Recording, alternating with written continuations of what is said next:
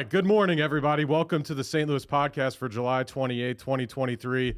I'm your glorious host today, again, without Garrett. I don't think he has any arms or any legs now. I think he's missing all limbs. So we're going to have to wheel him in here, I guess, next time. And I don't know how he's going to be able to move the mic. We'll have to figure that out. But anyways, we got Jeremy Wolfe on the podcast today, CEO of Stay Cool Climate Control, also owner of Hotworks St. Peter's. Thank you for joining us today. It's a pleasure. Definitely been looking forward to this. I know, we talked a couple weeks ago about getting you on. I'm pretty excited. Thanks for having me out. Yeah, definitely. And thank you for joining us. So I first wanted to kind of get into, Matt McGrail actually talked about you 4 years ago before he probably ever introduced us. And he was like, this guy is just a killer in business and sales. So I want to, formulate a question of, why did you determine HVAC, and kind of how did you build your sales experience before then? Okay. Yep. Going right off the rip. Let's go. So honestly, that's funny he says that because I hate sales. Okay. Like I hate sales. I hate sales guys. When I go to like a car dealership, for instance, I'll look at people and be like, hey bro, I'm good. Yeah. And if you approach me again, I won't buy a car from you. So it's like sales is, my dad's been a salesman my entire life. Mm-hmm. And I always see sales guys, I hear them, and like, we all know it's like, okay, they sell you one thing and then do you really get what you get or not? Mm-hmm. So I wouldn't even say, like, obviously I own a sales business. HVAC requires sales. Mm-hmm. And that's where me and my brother were going back and forth. My brother Carter's our general manager. And one day we were talking about stuff and he's like, you realize you own a sales business, right? And I'm like, yeah, if you say so, but I don't consider myself to be a salesman. So like, I've always liked buying and selling. I like making money. Yeah. So ultimately it's like, growing up, I was good at math and science and school work. So like I got good grades in school. So you actually got good grades. Yeah, I went to school. You're one of the few entrepreneurs that did you go to college? I dropped out of college, Okay. So I left there. Okay. Kind of knew that wasn't for me. But yeah, getting into it, like I did have good grades, and it's funny you say that because most entrepreneurs know, like, hey, I can do this stuff, but I'm not going to because it's pointless. I actually never talk about that I got good grades because that's like the opposite of what should be me. Yeah, and that's I've always been like good, like memorize stuff, so I was always a good test taker. So even in college, I mean, I got a health science degree, which is ridiculous and bullshit, but I mean, school's always been easy to me. Same. And that's where like I was in AP environmental science in high school, and I remember I studied for one test, and that was the only test I got a B on. I got a B plus. On all my other tests, I got A minuses, A's, and I just guessed. I'm like, oh, okay, we're multiple choice. There's two answers that don't make any sense. Yep. There's one that's maybe we'll go with this one. So it's like I've always been naturally, I guess, gifted in the point of like, okay, I can look at information and understand it and figure out what's going on with it. So like my whole family, they're like, okay, you're good at math, you're good at science, you need to be an engineer. My uncle's a chemical engineer. One of my cousins was a aerospace engineer, mechanical engineer. So like that's the path they kind of wanted me to go down. I was in advanced math and science classes, my English and reading. That's advanced math. Oh my God. Yeah, that's when you get like the 4-page problems. I'm and good. Yeah, it's like word tapped problems. out at that. Yeah. Exactly. So that's when I went to school for engineering at Mizzou. Well, initially I went to Fort Collins, Colorado, which is funny. I ended up taking English 101 4 times at 4 different schools because it wouldn't transfer. Oh my God, that's a money grab right there, dude. Yeah, literally AP high school, took English it at community 101. college, then I took it at Fort Collins, then I took it at Mizzou. I used the same paper in all the classes. my one teacher, I used the same itinerary. paper twice. Oh and my God. he gave me another grade and he's like, this sounds good. Like, this sounds familiar. I'm like, all right, like, there you go. I got a better grade on it. But getting back to your question, so like when I was growing up, I lived on a golf course, and the first, I guess, hustle, so to speak, we would get all the golf balls that went into our yard, the neighbor's yard, the pond back there, and then we resell them to the golfers. You set up a table, sell golf balls for 50 cents. They're normally a couple bucks. I don't know. I'm not a big golfer. They're a lot more now. Yeah. Well, you could probably sell a used golf ball for a couple of bucks now. Oh, yeah, probably. That's crazy. Yeah. I actually went golfing Sunday, and We don't want to talk about how many balls I went through.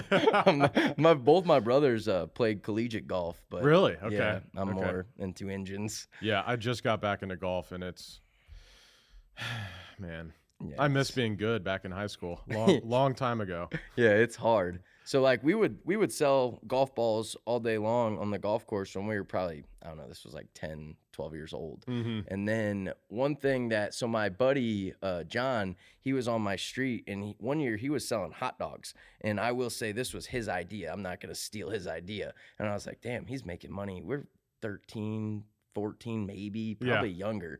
And he's making a couple $100 selling hot dogs. And I'm like, damn, okay. So the next year my parents lived in Winghaven. We had this like neighborhood-wide garage sale every May. So me and my buddy Tim were like, okay, we're going to sell hot dogs like him, but we got to go in a different territory because he's already here. Yep. So we went to Tim's house instead of my house.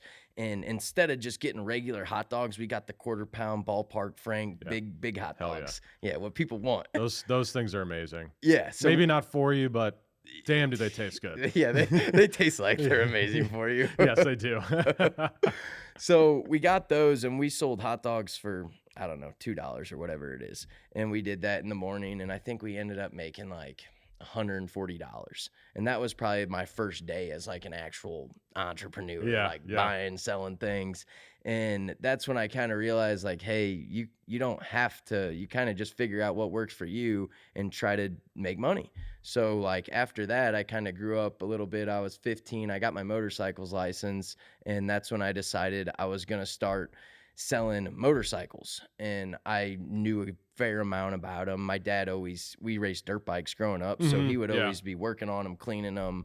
I'm pretty mechanically inclined, so I was like, okay, I'll get these bikes. And basically what I would do is buy a street bike that I know KBBs for like $5,000. I go look online, lowball probably 15 people until someone's like, okay, I'll fine. Yeah, whatever. So I'd lowball them on the phone, and if I knew I couldn't lowball them on the phone, I wouldn't even go out there because I'm gonna lowball them more when I get out there. Yeah. So I was like, I'm gonna knock $500 off on the phone, and then when I get out there, I'm gonna check the chain, the sprocket, the brakes. Hey man, this thing's dirty. Like I used to tell people, bro, this is dirty, and just repeat that like over and over and over. Damn, this is actually a little dirty. Yeah, and it's like you tell them 10 times it's dirty, man. And all it is dirty. I'm knocking $500 off.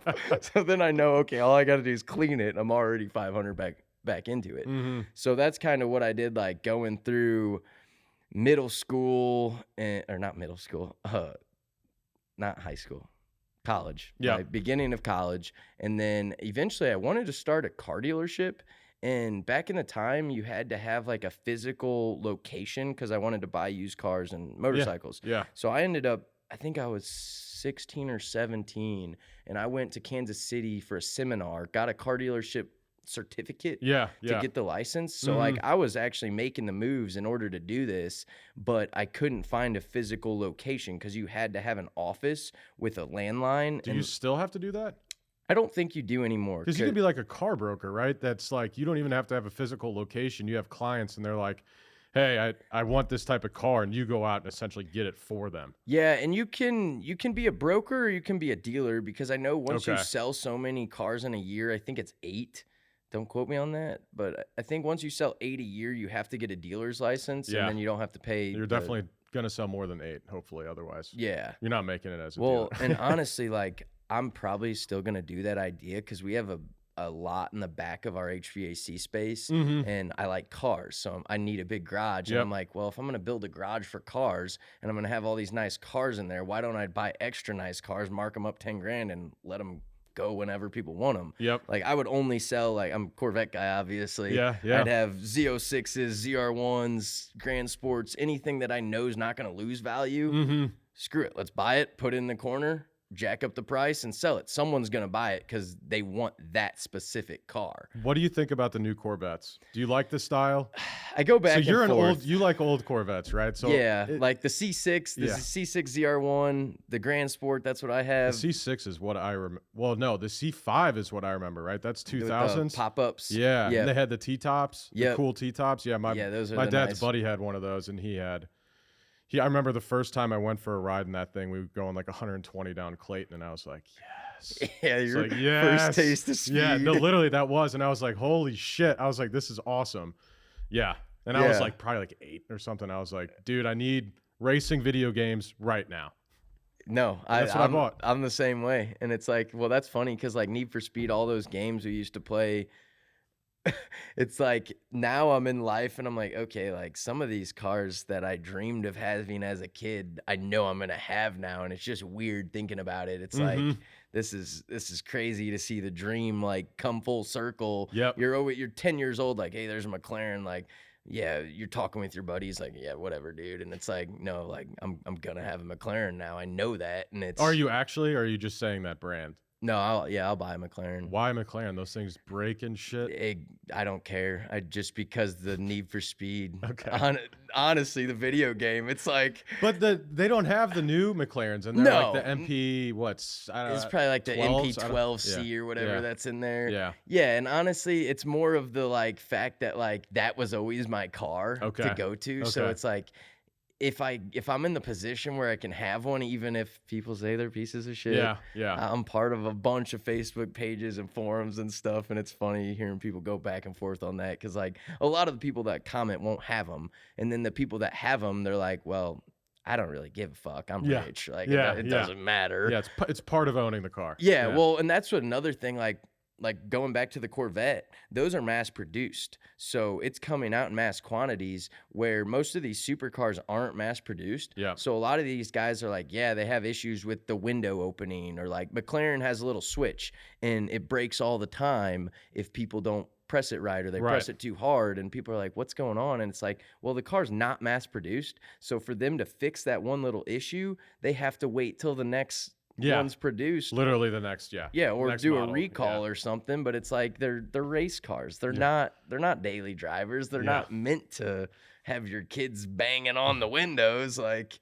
you touch the window the wrong way and it shatters. And that's crazy. Well, yeah, a lot of guys like they'll have them in their garage. It'll go from being hot to cold and just boom, windows shatter. It's like, oh, there's a couple grand. Jesus. So yeah, part of that doesn't make me want to have one, but now that we're talking about it, you sure you don't want a different car?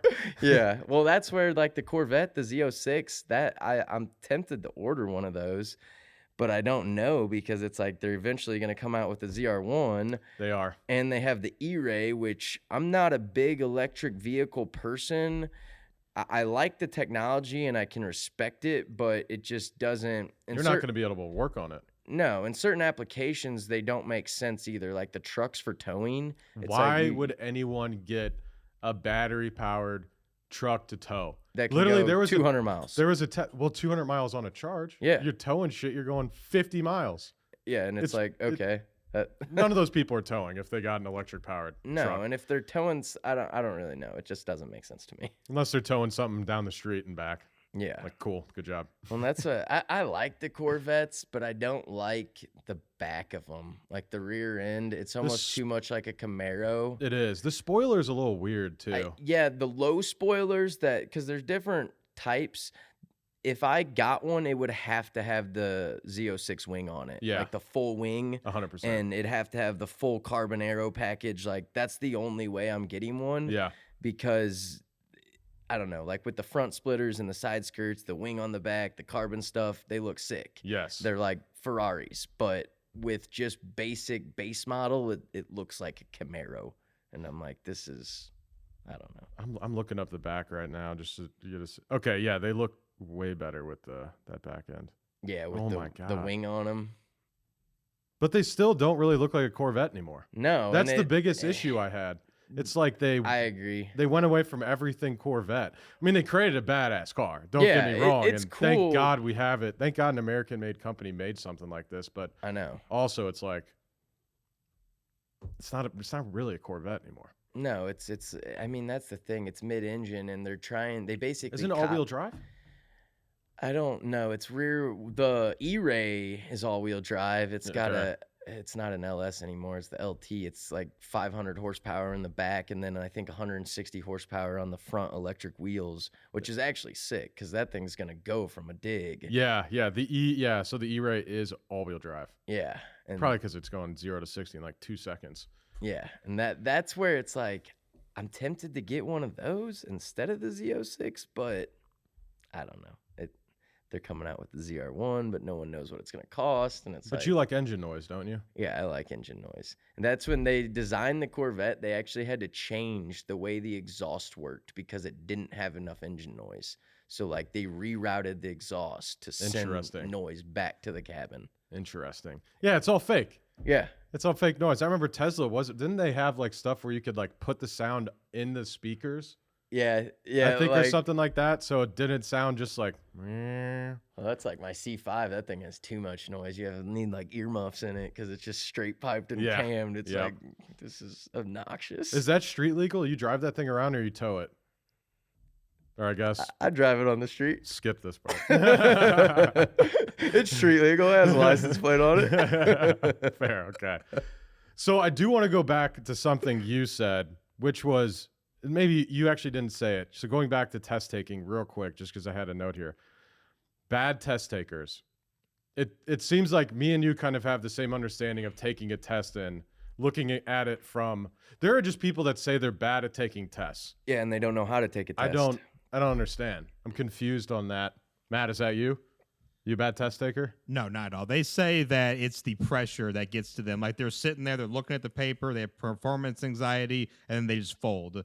No, I have better grades than you do, unfortunately. I could see that being true. I guess if you're, I don't know. I don't let pressure affect me like that. Like, yeah, I don't. I like pressure. No, yeah, put me in a corner and see what happens. I love that because it's like I will get out of there. Yep. And if that's like whenever I'm busy, I love to be busy because I know exactly what to fill my schedule with. I'm like boom, boom, boom, boom, boom. When I'm slow, I'm like, okay, what do I do? Yeah. Like, what do I do with my hands? So are you the kind of guy that's hard to go on vacation? Yes. Okay. I don't like taking vacations. And that's where like sometimes I don't even like taking off on like Sundays because then Monday rolls around and I'm like, just don't feel like I'm in my groove anymore. Yeah. And I won't really like work hard, but at least like go over financing or the books or the schedule, try to look at some processes or whatever makes sense. It's like I like to keep my brain active on the same stuff constantly. You have to. Yeah, you have to stay up to date, or it's like you're growing or you're dying. Yes, 100%. That's well. I work every Sunday, not a ton. Yeah, just but I do stuff at night just to prepare for Monday. Yeah, so you don't wake up feeling crazy. If I don't, I'm stressed Monday, every single Monday, no matter reason what. at all It's either. not. It's just literally because I didn't look at what I'm doing for the week. Yeah, you could have nothing to do, and it's still stressful. I'm like, why? I'm the same exact way, and that's where like, so when I first started my heating and cooling business, it was just me and my brother's buddy that I hired, and so I'd wake up like weeks like today. I'd be stressing because it's going to be 100 degrees. Yeah. Right now, I'm not even stressing. Well, we're kind of slow, which is weird because it's the middle of summer, but people are taking vacations and the industry's down right now. But I don't know. That's all. Why is the industry down?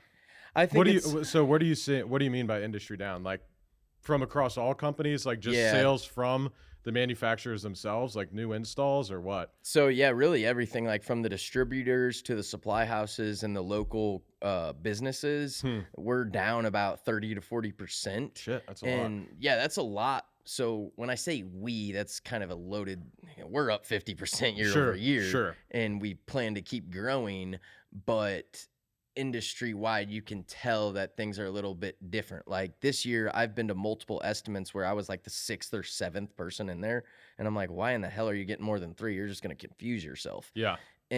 But that's how people are because they're shopping. That was more in the beginning of the year, not that it's really hot, but the price went up so significantly during COVID. People are like $10,000 for an air conditioner. That should be $6,000. It's like, well, yeah, maybe a few years ago if you used the cheapest company possible, but now that's the price. And I think people are just having a hard time swallowing it. Yeah.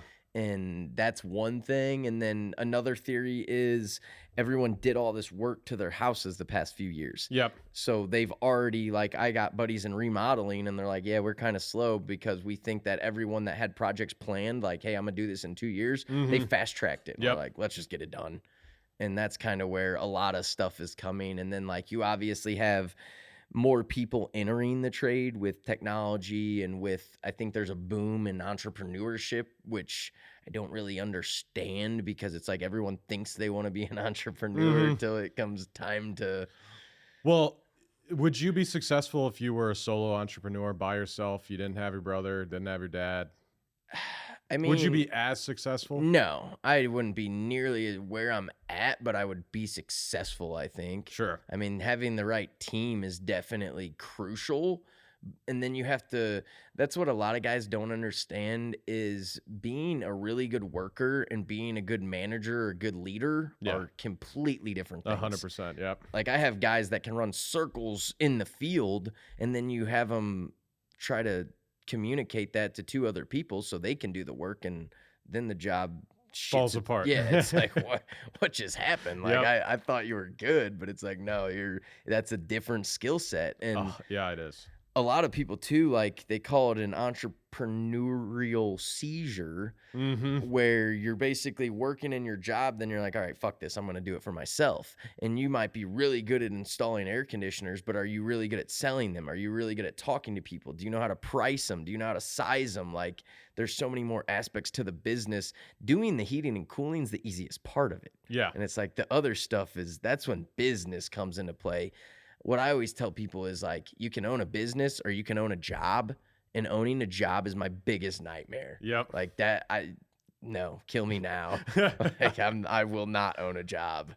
No, I mean, that's failure. Yeah. I mean, and I feel like what I mean by that, because people are probably like, what does that even mean? Like he owns a job. And it's like, if you have no employees working for you, you can't take days off. Someone's not answering the phone. You own that job. Yep. You're working all the time. You don't have someone to do any of the work for you. It's like a business should run itself, essentially. It's like a good business owner should be able to leave his business, come back, and nothing changed. Yep. Now, obviously, I'm not there yet. I would like to be. And I post stuff on Facebook sometimes, and people get all in their feelings. They're like, oh, you just called my business not a real business. And I'm like, yeah, it's not. Sorry. I mean, it's a job. Yeah, you own a job. It's a job. If you wanted to sell that business, what's it worth? It's worth nothing. Well, that's the other thing. It's like a lot of people have a business, but at the end of the day, in order to sell it, you have to have tangible. Like, so you would have to have obviously a client list, right? You'd have to have your processes in place from here's how we take a phone call. Here's, how we schedule this, blah, blah, blah, all the way from all the processes that are involved. And if you don't, like a business doesn't have it laid it out, what the hell are you going to purchase? Yeah. There's really nothing there. Buying a client list. And it's like, okay, I mean, yeah, your clients are worth money, but a lot of people think it's worth a lot more than it actually is. Mm-hmm. That's why I got even some of my buddies, they own certain companies, and I've had certain people approach me, be like, hey, dude, do you want to maybe buy my business? And I'm thinking like, what am I going to buy? Your truck and tools? Right. Like There's nothing there. Yeah. And if you had a legit business, like say you had a construction company and it was a legit business, I could buy it because I don't need to know anything about how to do the actual work. Yes. Now, obviously, you want to educate yourself on how the work's being done, making sure that you're checking the right things and making sure your managers are getting everything done. But if it's a fully functional business, someone should be able to buy it. Ownership changes and it still operates. You may tweak things here and there, but it's like, if you can't do that, then you don't own a real business. And correct. I mean, sorry, but it is what it is. Truth hurts. It does. And so going back to like partnerships, I think another big problem is like you're starting a business, but you don't ask for help. And even like say, hey, partner with me on this. Because having 2 people have a business worth $100,000 is better than one person having a business worth $25,000. Like if you can definitely having a partner, having someone to talk to, because at the end of the day, if you're just a solo entrepreneur, who are you going to talk to about issues? You're going back, you're taking it back to your wife, girlfriend, boyfriend, husband, whatever it is. Mm-hmm. And they're like, what the fuck are you even talking about? Yeah, they don't even know. And well, sometimes like And the other aspect, like my brother, we bounce ideas off each other and we use each other as like crutches. Yeah. People are like, hey, you want to, I need to talk to my brother real quick. Let me make sure I'll run this by him. And like 90% of the time, I really am running it by him. But then people try to come sell me something. I'm like, I got to talk to my brother. They're like, aren't you the owner? I got to talk to my brother. Yeah. I'm like, don't worry. Like, I got to see what's going on before I make a decision. And it's just easier. Or like pricing. Like, for instance, I developed a pricing structure. My brother put it into place. Yes. I'm too nice. So like when I come out to someone's house and I see things that need to be addressed more than the air conditioner, I'm like, oh, maybe I should give them a deal. When it's like deals don't pay the bills. Nope. And no, they don't. Putting someone in charge of that is good for me because I'll give discounts. And it's like, should we give discounts? Probably not. No. Because our price is already priced where it needs to be. Yep. And so it's like, that's where, and you can tell like in your business, you're more the sales where like Matt is doing the stuff. And it's like, you can tell who you're talking to where we're kind of the same way. And that's where like, it's funny because like people will call in, bitch to the general manager, my brother, and they're bitching about the bill or something. And then he's like, okay, I'll give you the owner. Like, and they think I'm going to get on the phone and be like, oh, yeah, it's all taken care of. And I'm like, yeah, what? Do you want me to add interest on this? You've owed us for like 90 days. Like, what do you mean you want the bill waived? The bill's not getting waived. Like, so are you the vision? He's the implementer? I would say so, yeah. Like, he's really good at putting shit on the paper. Yes. Like, I'm the idea guy. I'm the visionary. I'm the dreamer. I know, okay, we're going to bring this thing to 100 million. How are we going to get there? I'm coming up with ideas, getting stoned. Like, okay, how do we figure this out? How do we get from A to Z? Yeah. Yeah. And that's the thing. But I think a lot of people just don't ever go. And it's like me and my dad got into it one time on what's more important, planning or executing. Executing. All day long. Well, if you plan, you can don't plan execute, till you die. Yeah. But if you execute and you have a shitty plan, you can revise your plan over and over. You have to execute. That's the 80-20 rule, right? 80% execution, 20% plan. Yeah. Versus something like that. Versus 80% plan, 20% execution. Yeah. I forget what the rule is called or whatever the principle is called, but yeah, there's a lot that applies to like the 80-20. Just imagine you're planning for 80% of the week. Yeah, you're not getting and you're done. executing 20%. Yeah, well, nothing's that's how getting I feel done. like some of those networking groups is like, what do you guys do? Like, because you're networking 80% of the week. Are you working 20? Like, I need to make money. Yes. Networking makes me money, but not directly. You know what I mean? Yes, it's like I do. Yes. It makes you money, but it doesn't make you money. Yeah. So it's like, I can only hang out and talk so much. Well, that's where you got to measure return on investment, right? And know how much your time is worth. It's like, yo, my time is worth $1,000 an hour. It's like, you go network for 2 hours, you making 2,000 plus? Yeah, maybe. I hope so. Probably not. Yeah. Maybe in the future. Yeah, maybe. Yeah. You're talking to the right people. I love networking. I support it, but it's like some people, I think it's a crutch too. Yeah. To keep people busy. Yes. And it's like being busy doesn't mean you're being effective. Like, yes, this may have taken a long time, but did it do anything for you? Well, a lot of people just want to check stuff off a list, right? Yeah.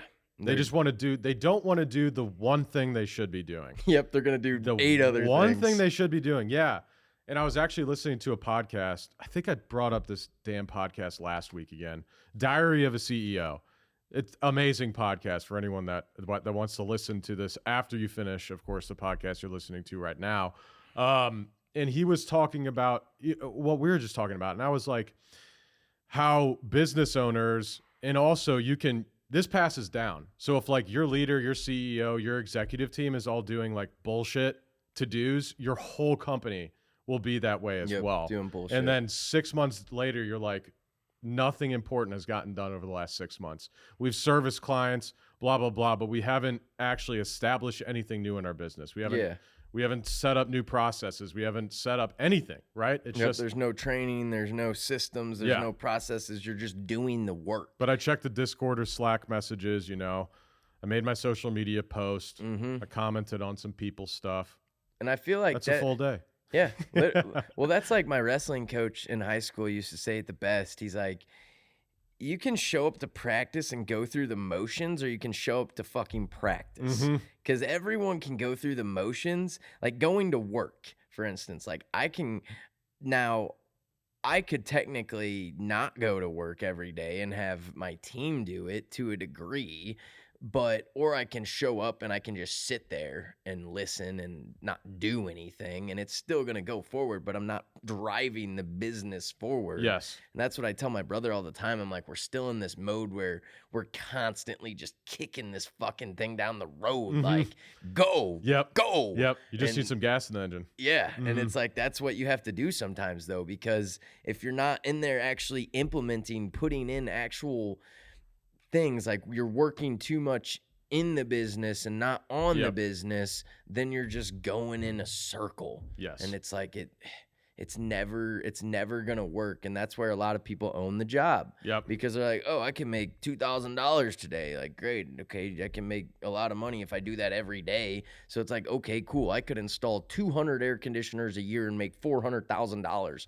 But I am busting my ass 200 days of the year, if not 300 if days. Not more, yeah. And it's like, and guess what? As soon as I stop doing that, my income's cut off. Yep. And it's like that is a nightmare to me, because I want the opposite of that. I want to build a team where we're installing 200 air conditioners every month. Let's go. Yep. And then I can just be like, all right, see you guys later. Next month, 200 still rolling in. 200 still rolling in. Yep. But that's where you have to know, like, okay, where do I, and I was talking to my dad about this last night a little bit, like, where do you draw the line of what you want versus what you think's enough? Like, because that's where, like, going through life, like, you have these goals, and sometimes it's not even about, like, I have a revenue goal, but it's not even about the money, because I know if I hit that revenue goal, I'm going to be so well off, like, money doesn't even matter at that point. Well, do you do it for your employees? Yeah, I mean, I would do team, it. Yeah, the team, making sure they have a good career, they have growth, they have places, and that's the stuff that I didn't even realize till like obviously I wanted to be a business owner. Why? I wanted to work for myself. I wanted to be able to control my own input and output. Yeah. Like I didn't want someone to say, "Hey, you work 8 hours and you're worth $200." No, I could be able to make $2,000 in the 8 hours. Yep. But at the same time, like last year, he doesn't work for us anymore, but one of our guys, he's like 20 years old, fresh out of high school, and he bought his first car. It wasn't his first car, but it was the first car he bought. It was a nice Cadillac, and it's like, cool. That's actually cool. Like, now I'm thinking, like, shit, okay, 5 years from now, we're going to have a bunch of badass cars in my parking lot, and that makes you feel good. It's like, and you're going to get to see these guys buy their first houses. And that's the stuff I never thought would come from business, but now you start to focus more on it. And it's like, that's another thing. I'm probably going to be able to write like 6 figures worth of bonuses this year. Boom. You're welcome. Yeah. It's like, fuck, I never even, it was my goal to make 6 figures when I was in high school. Yep. And it's like, now I'm thinking about life and I'm like, okay, like I will eventually have an employee that's making 7 figures. That's like a new goal of mine. Yeah. But I never thought, like you said, what are your goals? And like, they're constantly changing, because I never thought that was even possible. Yeah. Well, I actually, a lot of business owners have brought up the fact that they don't really have like they have a revenue goal, say, for their business, but it's not for themselves. Like, they don't have an individual goal of making like $5 million this year. They don't. At the end of the day, like, being able to see your team succeed is way more valuable than having fucking whatever, 100 grand in the bank. Cool, but no one likes you and you don't have a team that appreciates you, or any team for that matter. So it's like, definitely building that, I think, is arguably one of the best things of being a business owner, is building that team. Yeah, it's seeing them rewarding. succeed. Well, yeah, and it's interesting too, because like, for instance, one of my guys goes out to a call and they diagnose it. They say the unit needs to be replaced. They can call me in as a project manager and I can go there and sell the job, but I would rather them sell the job. Yep. And it's not because I'm lazy and I don't want to go there and do the work. Why do you want 2 people to have to go there? Yeah. Well, and I want that money in their pocket. Like, my job is not sales. My job is to oversee the operations and make sure you have everything in your power to do your job as well as possible. So are the installers then would be selling it as well? The installers don't really sell. Usually, like maintenance or service guys, they can sometimes sell. Okay. It just depends on the situation. So, like, my maintenance and service guys, they will sell, but they're pretty young right now, still trying to kind of figure out. They're good at service and maintenance, but they're still trying to figure out the sales aspect. Yeah. And it's like that's where. So, say for instance, they're out on the job, and my close ratio is probably a lot higher than theirs, and that's where it becomes a problem as a business owner, because it's like, I could have been there and sold that. yeah, I could go do that, Yeah. but I have to let them fail, and Yeah. I have to let them practice and succeed, Mhm. because if I don't, then I'm never gonna get there. Yep. Well, so many people are short-sighted. Like, I always want to post this on Facebook, but I don't really know how to say it in like text. Because, for instance, when I started my HVAC company, say my goal was to make $100,000 a year. The first year I made $50,000. So it's like, okay, so all I have to do is double my amount of work, Yeah. and I'll get the 100. Which I don't think that's the best way to do it, though, because the best way to do it is to say, okay, instead of getting the 100 and doing twice the amount of work, I'm going to hire someone, and they're going to do 50,000. I'm going to do 50,000. Mm-hmm. You're still only going to make that 50,000 in the first year, but now you're training someone else. So then a year after that, you hire another person. Now you have two people making you 100,000, Yep. and you didn't do any of the work. Yep. So it's like that delayed gratification part of it is so important. Business owners, sometimes plan, but it seems like we do have an issue of, especially small. I would say actually it's probably a problem with more smaller businesses than Yeah, anything like else. getting It's like, going. it's just I see that right there. They don't even have a plan for 3 years. They don't even know where they're gonna be next year at this No. exact time. Yeah, they don't have They're goals. they're They just don't have. winging it. Yeah, they're and just out there doing work. and hoping for the best. And I mean, in the beginning, that you sometimes have to do that, but you really But don't. what are you setting goals off at the beginning, right? So you kind of have to get in there, unless you come from a past company or you have like a mentor or something that's in the same you have field. to feel the space out. Yeah, and yeah. See, well, that's where like Alex Hormozy and Andy Frisella, like they went back and forth on like, okay, you should develop the perfect product before you launch it. And I agree with that, but it goes back to what we said, like the action versus planning. Yes. Like there's a fine line. What is perfect? Yeah. That's my thing. I've actually exactly. watched Alex Hormozy talk about that, and my whole thing is like, what is perfect? Yeah, like, you can't. when do you how do launch? you know? That's what I'm saying. It's like I've You- always at some heard point, minimum you viable have to product. get it out there. Yeah. And it's like, get it out there, see what happens, perfect it as you go. Now, Threads may have been an example of where they should have taken some more time, because now Threads is apparently like done already. Really? Yeah. It launched and it failed. Yeah, it's already done. I think I read that they're down to like 10 million daily active users or something Jeez. like that, which, they got 100 mil signups or something like the first Holy day. shit. So Yeah, I didn't even sign up yet because I'm one of those guys that's like, okay, I I didn't- understand. Yeah, it's like I want to do it, but if no one's on there, then and also like what do Yeah. business owners need more social media channels? no. Dude, like we're already like We need like one. LinkedIn, we got just LinkedIn, YouTube, Facebook, Instagram, Twitter. It's like Jesus Christ. That's what we need to do is just make a platform that combines them all, and I just have to get on that one platform, and it's like boom, done, one. Hey there, St. Louis podcast listeners. We've got some exciting news from our sponsor, Farmers Insurance of St. Louis, led by the man, the myth, the legend, Mark Lee. Mark Lee of Farmers Insurance is recruiting agency owners here in St. Louis. That's right, Garrett, and everyone knows what Farmers Insurance is, and if they don't, they will now. Yes, it's kind of a household name. That said, as many of you know, a large part of our audience is made up of badass business owners, entrepreneurs, and top producing sales professionals with an open mind like yourself.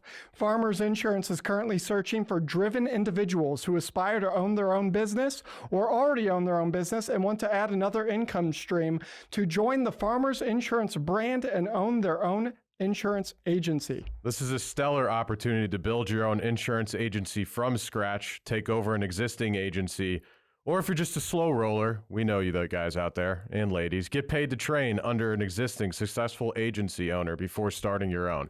Holy shit, Eric. That means that whether you have experience as a business owner or you've never heard the word business before in your life, there's a pathway to owning your own business through Farmers Insurance Agency led by Mark Lee. That's right. You can become a Farmers Insurance business owner even if you've been homeless in the past, just like you. Yeah, thanks. If you've ever dreamt of being your own boss, building a team under a reputable brand, and making a difference in your community by offering top-tier auto, home, and commercial insurance to consumers and businesses in your area, Farmers Insurance of St. Louis, led by the godlike man himself, Mark Lee, has the perfect opportunity for you. Visit insurancecareerstl.com to speak with Mark Lee, the district manager of Farmers Insurance of St. Louis, to become a Farmers Insurance agency owner today. Did you hear that, St. Louis? Go visit insurancecareerstl.com. Insurancecareerstl.com. That is INSURANCE, career, CAREERSTL.com. To become a business owner today, again, one more time, visit insurancecareerstl, as in St. Louis.com today. Right now, this second, or reach out to us at stlouispodcast.com and we'll introduce you to Mark Lee ourselves. And I promise he won't spell out insurance and career to you. Now back to the show. Twitter, it's going to be X. Elon Musk X. He's rebranding Twitter to X. Yeah, apparently. I remember you saying that. Did you see that? Well, I'm not a big news guy, so I didn't see that. So I guess what happened was he put on Twitter, I forget what it was. He was like, if someone makes me a good X logo, I'll rebrand Twitter. And that's what he fucking posted. Dude. And someone made a logo. And the next day it was on Twitter. And I was like, Elon's a fucking madman. Now apparently the news is trending that it's being trademarked and that it's already actually X is trademarked by his best friend, Mark Zuckerberg. And I don't know if he knew that. Maybe this is all a ploy just to piss off Facebook. Or I'm not sure. Cloud or something weird. They're kind of fighting each other right now. I mean, Are they supposed to fight? I literally would pay to go see that fight. Is it supposed to have? I don't know. Has there been any news on that? You take a look. Yeah, I don't know. But that'd be literally the most watched UFC fight of all time. Yeah, 100%. I'd watch it just because I want to see these two dudes fight. Be awesome. Yeah, Mark Zuckerberg right now would beat the shit out of him though. Have you seen him? Oh yeah, he's looking like a beast, and he's been training with. I forget who he's training with, but that dude looks jacked now. I'm like, all right, just because you do jujitsu now doesn't mean everyone still hates you, Mark. So it's all right. Yeah, you're getting cooler, but we still don't like you. Yeah, exactly. So that was crazy. Yeah, so it's being trademarked. Yeah, rebranding to X, and I think what the word is, he's trying to make it like the all-in-one platform X. And I mean, honestly, though, that to me, it's like, I guess I don't know. That seems like something I would support. Yeah, because it's like I'd just get on the one app, post on all. Like for business, I like using the platforms where you can post once and it goes everywhere. Yes. Because I'm like, honestly, I don't really care I'm not going to get on here and look at all the gossip like that. That drives me crazy. Like my girlfriend, she'll be on her phone and I'm like, what are you looking at?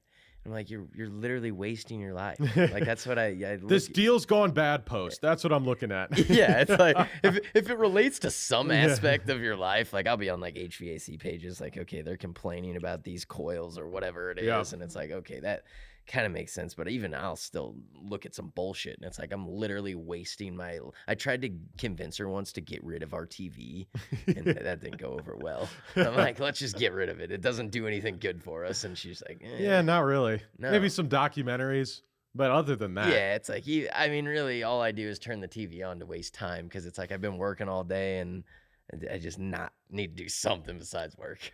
So when do you have like a half an hour at night where you just like block everything out and you're just like, don't talk to me? I have some of those days, probably once or twice a week, where I go home, I work out, and I'm like, I'll even fucking just sit there in silence, literally, and like meditate if I will. Like there's been so much input throughout the day. Dude. It's like, oh my God. Some days turn the phone off. I don't even care who it is. Throw it away and you just want to like lay on the floor or something.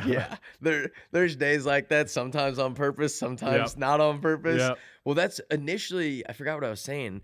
Oh yeah, way back when. That's why I did the 75 hard initially. So like I would wake up, it was me and another guy, and I'd be getting calls at 4 a.m. We already have a full schedule. I'm already getting more calls. I would wake up at 4 a.m. and go vomit like 3 times in a row. And I'm like, what the hell's wrong with me? But I was just so nervous, like so much stress. Yep. I'm like, fuck, okay. I throw up, nothing even comes out but like water and acid. Yeah, oh my God. Yeah. The bile throw-ups, those are the worst. Dude, it was like, it got to a point where it was probably 2 to 3 times a week. And I'm like, okay, this is not good. And then I got life insurance. The life insurance lady took my blood test and she's like, yo, like, you're not healthy. So is that when you started working out? Was that last year? So that was 2 years ago? 2021. Okay, yeah. At the end of I remember it because I went to the lake with my buddies. We were wakeboarding. Like, I've always been in sports, and like, I remember wakeboarding and like my belly's like in the way of getting the boots on. I'm like, bro, you're getting fat. Like, what is going on? And then I looked at pictures and I'm like, okay, I'm definitely getting fat.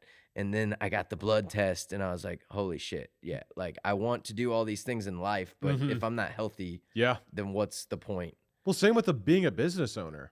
It's like, you have to operate.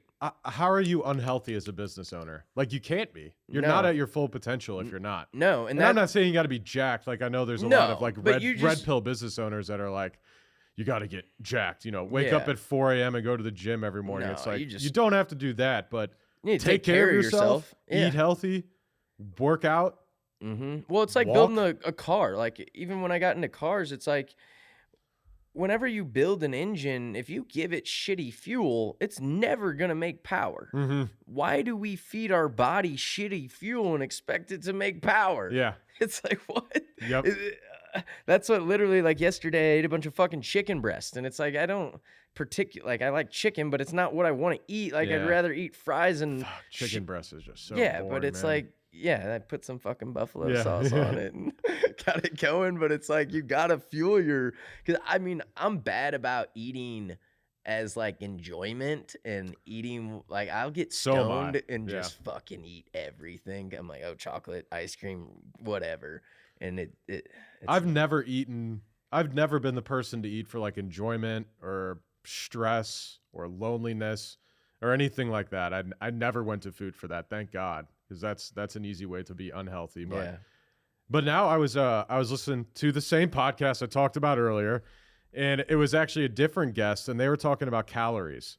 And he was saying that the whole calorie in, calorie out thing is bullshit. It is. Yeah. So he was saying that they had a study where they took, I forget what it was, like 1,000 people or something like that, and they fed them the same amount of calories and macros, one through processed food, one through healthy, non-processed food. They ate exactly the same. The people that end up losing weight were the people eating the unprocessed foods.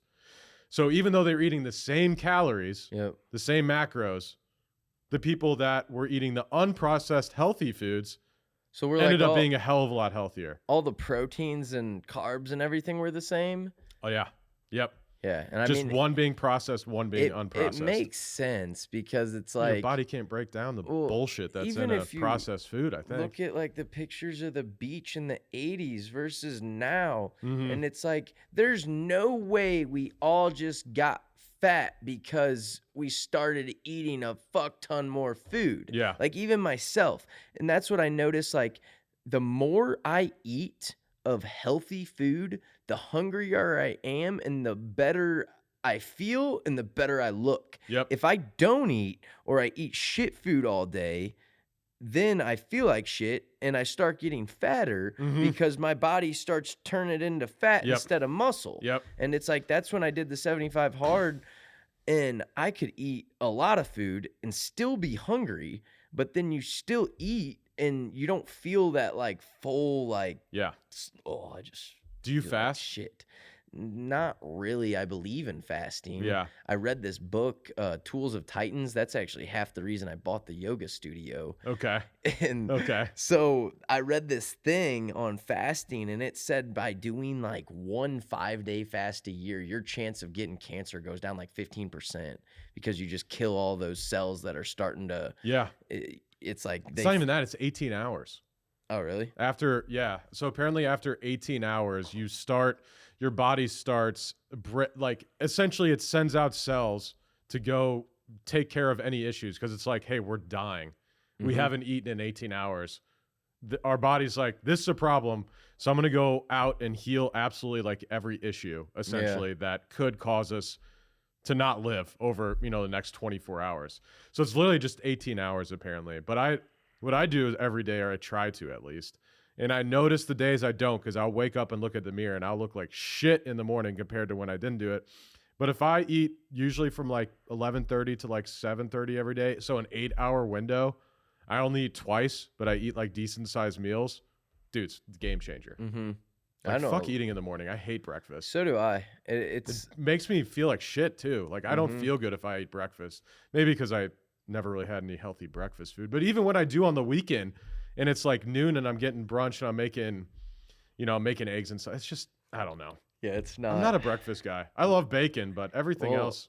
And that's where like some days, because I'm still trying to figure out like my perfect schedule, so to speak. Yeah. I'm like, do I want to work out in the mornings? I almost have to because afternoons just get filled with shit. Yeah. And then that's where I'm at. Emergency happens and you're like, okay, like, and I understand like there's always time. So I'm not saying there's not time, but it's like at the same time, how do I want to spend my time? Like Andy Frisella always says like, what is that thing about?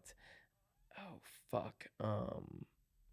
Being like work and life balance. Yeah. Yeah. Like I don't believe in it. Yeah. I've tried to do that. And if I balance my life more, my business fails. Yep. If I balance my business more, then my life starts turning to shit. Yeah. And it's like, well, okay, well, what do I want more? I want the business. Yep. This is where I'm going. Mm-hmm. And it's like, you kind of have to figure it out in the process. It's like, hey, man, you're starting to get unhealthy. That's where I'm at. Like right now, it's like, okay, like I know I've been slacking a little bit on training. And I'm not training for anything in specific. I just call it training because it's like, whatever, I'm training to be a better person. Yeah. Well, isn't it odd that we have to work out to begin with? Yeah. Think about it. It's like, It's why? only came around the last 60 years, like, I don't know, 100 Well, years. yeah, or whatever. because of all the fucking processed foods. It's like. Well, we used to have to walk forever. True. Yeah. Like essentially before farming, we were just hunter-gatherers. Everywhere by foot and horse and. Yeah. So you were walking 5 miles a day. You were lifting and just those people didn't have to work out. No, they didn't. They just were naturally fit. Yeah. And they could do everything, but they were never jacked. Now the thing is to like to get jacked. But that's not normal. It doesn't really make sense to me either. And that's where like I don't really understand. Like I came from wrestling. Yeah. And like wrestlers are pretty badass and they're not very big usually. Correct. And like I was wrestling in middle school before high school, and it's funny because like high school freshman wrestlers year, scare the hell out of me. all the football players would come into the wrestling room after football because they're like, oh, we can wrestle. And like I remembered I was a 112-pound freshman wrestler, and all my buddies were football linebackers. They're on the defensive, offensive line, big dudes, probably 180, 200 pounds. And my coach is like, hey, wrestle this dude. And they're like looking at me like, I'm like, yeah. They're like easy meat. Yeah, let's fucking go. And it's like you put them in a fucking headlock in 5 seconds. And you're like, bro, it doesn't matter how strong you are. Yep. I mean, it plays a factor, but you have to have the technical ability to know what you're doing. It's like 9 times out of 10, I'm putting my vote on the guy that knows what he's doing versus the guy who's just strong. 100%. I always think of that video, that famous video that showed the 2 country guys in the bar bathroom. I don't know if you remember this. So 2 country guys in the bar bathroom. There's like 4 people walk in, and they start fighting him. And the two country boys beat the shit out of like 4 or 5 people because they just knew how to fight. Yeah. Like, and it was so apparent that they knew how to fight because they were like, no, we don't want it. Yeah. Usually if someone's like, yo, I don't want to fight you, there's a reason that it's usually because they'll kick your ass and they don't want to have to. It's crazy out there too. Cause like some people, you'll see them like try to square up and it's like, what are you, your hands are down. Like you got your feet next to each other. Like you've never, you know, an athletic stance. You ever even heard of that? Yeah. It's like at least like brace yourself for something. Yeah. Like, fuck. Well, nowadays you can't get in a fight, dude. Oh dude. I'd be scared for my life. You don't know if that guy's gonna pull a gun or just do some jujitsu shit. And, you have no idea. Yeah, well, in the past week and a half, I've had 3 weird altercations with people. Just like one old guy tried to get into a fight with me at a supply house, a fellow HVAC owner. That was wild. Dude's probably 65 years old. During the day? During the day, business dude squared up. Like we were chest to chest, and I called him an asshole. Well, I called him an asshole. Then he came chest to chest with me. And he's like, "What'd you call me?" And I'm like, "An asshole." And he gave me one of those old man like fucking pokes on the nose. Dude. And fuck. Like, you poke a man, bro. Dude, he poked. Oh my God. He poked me, touched my nose. Oh my God. So I just grabbed his wrist, put it down. I'm like, "What the fuck are you doing? Get the fuck away from me." And like, he's like acting like he's going to come at me. And I'm like, "Bro, you're like 65, which you might be a bad motherfucker. You might be strong. I know some 65-year-olds that literally bench 650 pounds. Yeah. Like it's fucking crazy. We share a lot with Power Body. Yeah. So like I'll literally see. You have no excuse, dude. The place is right next door. Yeah, literally. You got a shower in your. There's a shower in there. They wouldn't let us put a fucking shower in ours because really? It had to be ADA compliant, but I have a shower. I just need to add it. Gotcha. It's under the concrete. You got it. Okay. Yeah. Okay. But yeah, it's like this dude, I don't even know what he was talking shit on all these other companies, and I walk in and like, so the first ad I ever launched on Facebook was in March of 2020 during COVID. That's when we launched the business. Mm-hmm. And I had this ad with me and a mask that was covered in shit. And then I had a filter. And I was like, if your filter looks like this, like the mask is basically pointless. Yeah. Like it said something else. But he tagged some lady that she actually lives on my parents' street. I grew up with this lady, and they own a lot of properties in the area. And the guy who commented on it does their HVAC work. Got it. So he commented, "Ha ha," and just tagged her. And so at that moment, I like screenshotted it, showed him to a couple of my buddies. I'm like, "Fuck this guy." Yeah. I didn't even know his name, but like at that point, I'm like, "Okay, who's your daughter? Who's your son? Where did they go to school?" Like I know this motherfucker's grandkids' names, and it's like, don't fuck with me, man. So I know all this shit. 3 years go by. I hate this guy just because the one occurrence. That one time. One time. I don't even like the guy. I just started my business. Fuck you, guy. Yeah, literally. So it was like, I didn't even know the guy. He says this shit. So I finally see him at the supply house. He's seen my guys, like my employees, and he said some like snide remarks, like just stupid shit before. And so I was like, this asshole. So I walk into the supply house. He's talking shit on other companies. And mind you, their business is probably okay, but like if you've been in business for 40 years, I don't think you should own tools personally. Like you're far out of the field. Like you shouldn't be doing. Like he's still in the field. He's still in the field. No wonder he's upset. Yeah. So well, the funniest thing where he kicked it off. So he's talking shit on these companies. He's like, I went behind these people and I was half their price. And I'm like, that's way too low, dude. Like, what are you doing? And he looks at me. He's like, how much money's in your bank account? And I'm like, what? I'm not going to answer that. And he's like, well, is your building paid off? And I'm like, it could be. And he's like, well, that was your dad's money. And I'm like, my dad hasn't paid for shit. Like, what? My money's good. Like, don't worry about my dad, brother. And at that point, I was like, well, honestly, man, you should be like retired by now. That was the kicking point. Yeah, I figured as much. Yeah, so he's probably like, I'm in the field. I should be retired. Fuck. Dude, literally, he's probably like, fuck. He was fucking pissed at that point. So that's when he starts like, what do you know, little kid? Like, blah, blah, blah. Starts squaring up with me. And I'm like, dude, leave me alone. Like, I have shit to do. And then he starts just mouthing off. I'm like, bro, let me know when you're ready to sell your company. I'll buy it. Like, and he's just getting mad. Like, and at this point, it's like, I am always down for whatever. Yeah. Like, when COVID happened, like, I went out, I was training every day because I literally thought there might be a revolution or a war. And I'm like, if this cracks off, like, I'm going to be in tip top shape. Like, I'm going to be ready. I was sighting in my guns. Like, I got the silencers and shit. It's like, it's all legal. Don't worry about that. But I'm ready.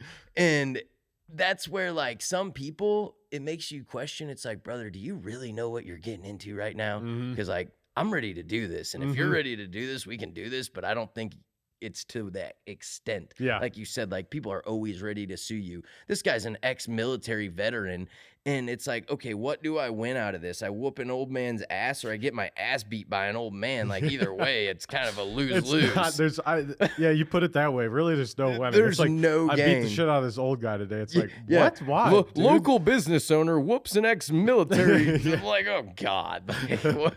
Whoops the ass of an old vet. Yeah, Yeah, like, literally. Jesus It's like you Christ. spin the story and make it sound like this dude wasn't a complete asshole. Well, if he talks shit on other competitors, I mean, Oh yeah, he's just anybody that talks shit on all their competitors all the time they're is, just angry.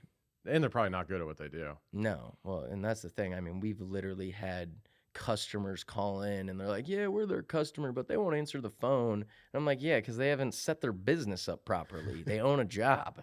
Like, Is it just him? no, it's him and his brother and some other people, and it's like it. But again, that much amount of time, you should be able to build something a little bit stronger, Yeah. a little bit bigger, A little bit better. That Quite a might, bit better. That might not be their plan. I don't know. Like some guys are good with what they got. And Yeah. it's like I'm not. I'm never satisfied, and that's definitely like a character flaw. But it's also helps because it's like Is it a character flaw? I don't really think so Or is it just personally. It's just a characteristic. Yeah, and It can be a flaw. It can be a flaw because, like, for But instance, if you use it in your business properly, it's definitely a pro. well, yeah, but you also have to, like, for instance, like we've had record-breaking months this year. Like right now, we're in a record-breaking month. We're Yeah. up 50% year over Nice. year, but we're not at our budgeted goal. And I'm like, cool, we Yeah. broke a record, but I don't fucking care. Yeah. Let's keep pushing. Yep. And that's where it's like you have to look back in your team and be like, good job, you guys did great. Like it's hard as a business owner to, and as you listen to like podcasts and start talking to the same people, it's a common problem, characteristic, Yeah. whatever you want to call it, because it's like celebrate for 5 minutes then move on. God, that's the life of a business owner, isn't it? Literally. You never enjoy your wins. No. That's why I'm like, for business owners, let's get rid of birthdays and anniversaries, or maybe not anniversaries. holidays. It's like, Fucking celebrate wins. yeah. And like, it's still not a thing. And I've heard it forever. It's like, it's still like we have a gong in our office, right? Yep. We hit that when we make a sale or whatever. But even for us, my team, the salespeople, it's still like, all right, we got a sale, hit the gong. Hey, best time to make another sale is right after you make a sale. Yeah. So let's fucking go. go. Get it. Yeah. Get her done. But they're probably like, damn it. Can I at least get like Yeah. can we go out for a fucking lunch or something? Yeah. Like, Do something. yeah. Like, give me a pizza. I know, but then we're like, as the business owner, we're like, let's go. Well, Yeah. Power keep through it going. Keep it going. Well, and that's why they say the best salesmen are the guys that spend all their money every weekend because they got to keep on going. Yep. Damn. Maybe that's not why I'm the best salesman. I know that's why I'm not the best. I save my money and So do I.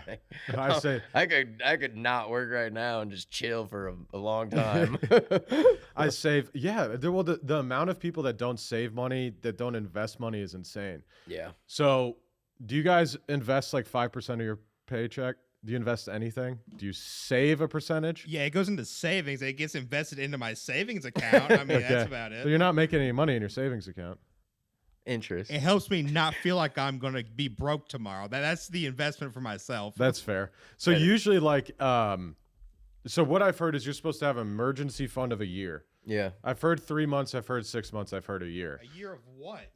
Yeah. Some Everything. people don't even know Your what they're- expenses. You don't even want to see my bank account. Truly. Rent, food, absolutely everything for a whole year. What normal person has like 10 grand just sitting in a savings account? Me?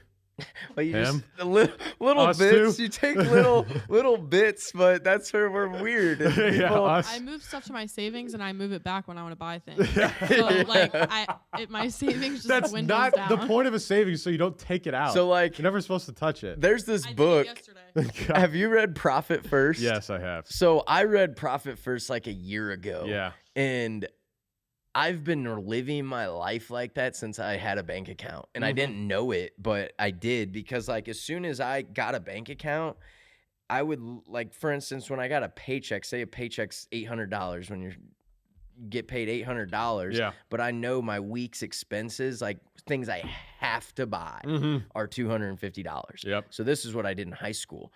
and I didn't really have shit for responsibilities, so it's like it wasn't even a big deal. But I get paid $800. I would transfer $350 into my checking because I knew, okay, I need $250, and I'll give myself $100, yeah. $100 to play with. That's fair. And then the rest would go into savings, like she said. And it's like whenever I need more money, I'd pull it out of savings and put it into checking and spend it. But it's like I would only, and I still do the same thing with my business now. I use the profit first method. Yeah, yep.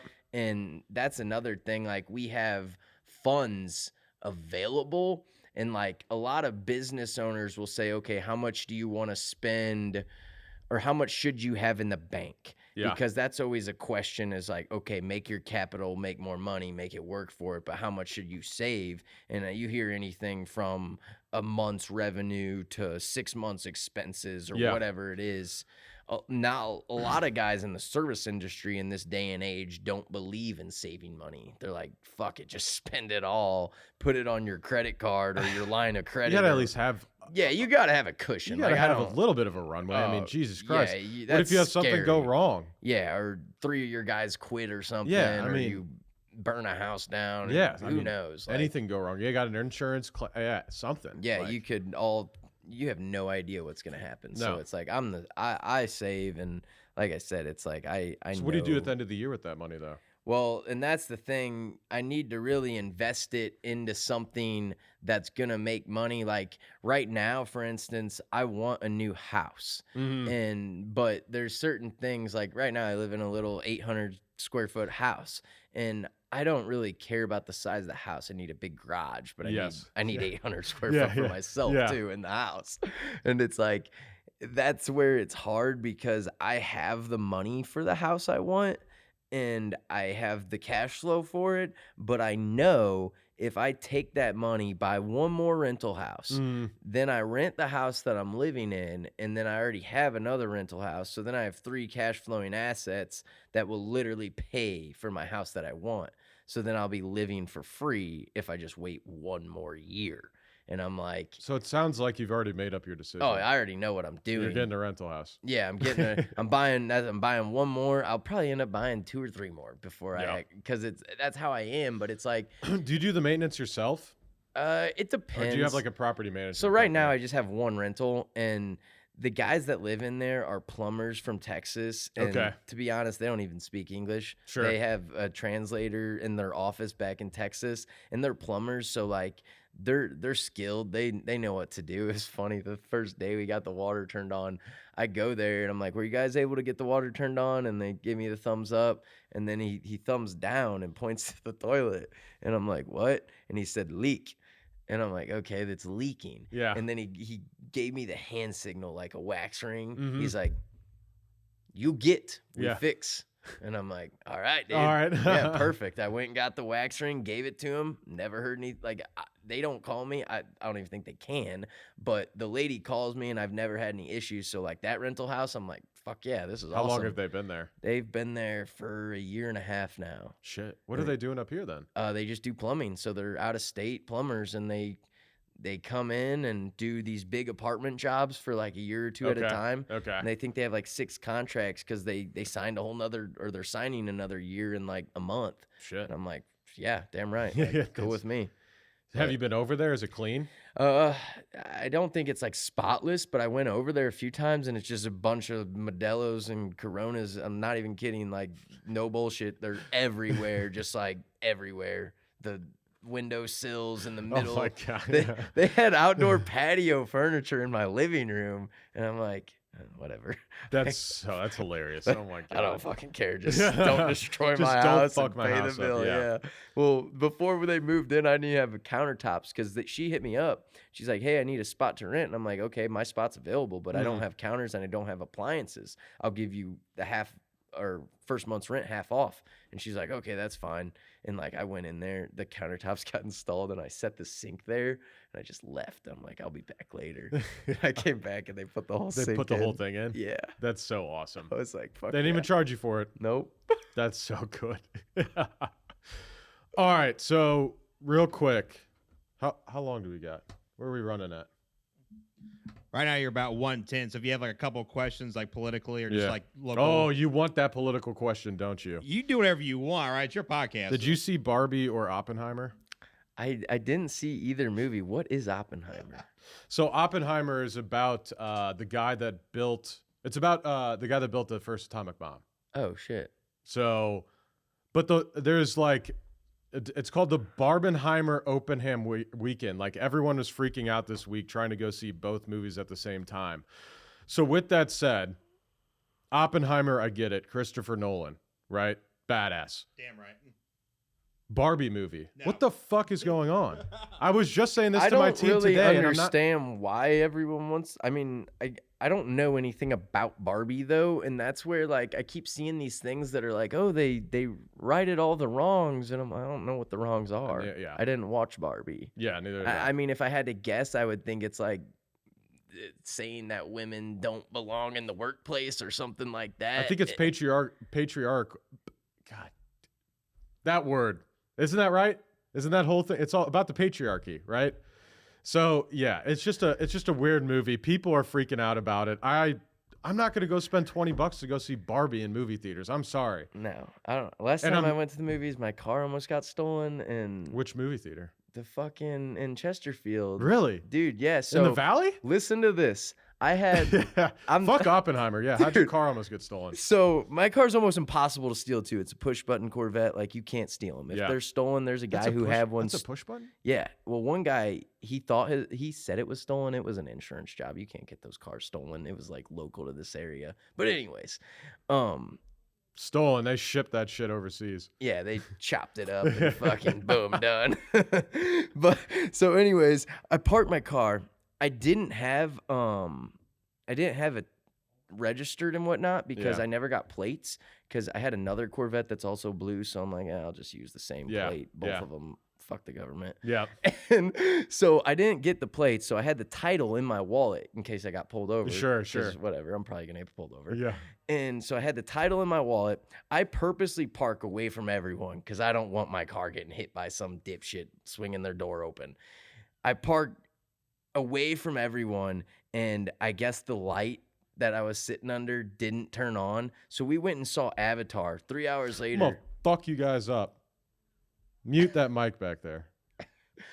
So we go see Avatar, and it was actually really weird. That night, I was like joking with my Thank you. girlfriend. I'm like, shine my light. I'm like, does anyone fuck with my car? Didn't see anything. The next day, I'm working on my other car, and I see like a scratch on my car window, and I'm like, what the fuck? And you could see where they slid like the jimmy down Yeah, in the window and tried to pop it. And luckily, they didn't get it because literally, my wallet with the title was in the car.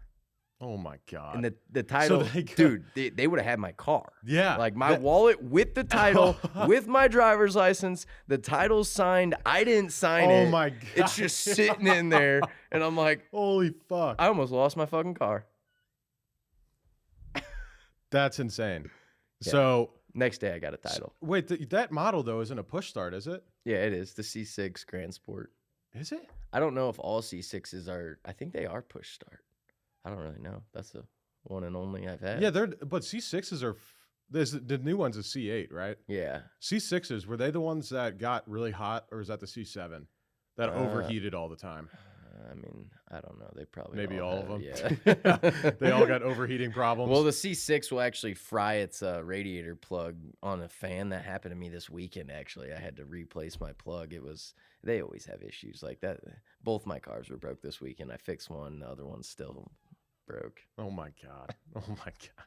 So you go drifting, right? Yeah. Is the that only C5. drifting, or do you do anything else with it? I'll do anything with that Okay, car. okay. I had it in a country fair last week, and we were bottoming out I went over this little gravel road, and it's like, I'm like, fuck, okay, whatever. And then the car's like smoking, and I'm like, what is going on? I pull over, I'm like, I think I cracked my oil pan. My buddy's like, bro, you're burning the grass because it's so low. And I was like, okay, yeah, that You're like, makes that's sense. grass. Yeah, the it's- headers are just on the it's grass. like, oh, that's the smell of grass. That's right. Yeah, no, I'll take that car like autocrossing and. Does really- it do well in autocross? It's not bad. The I feel like it's suspension heavy, right?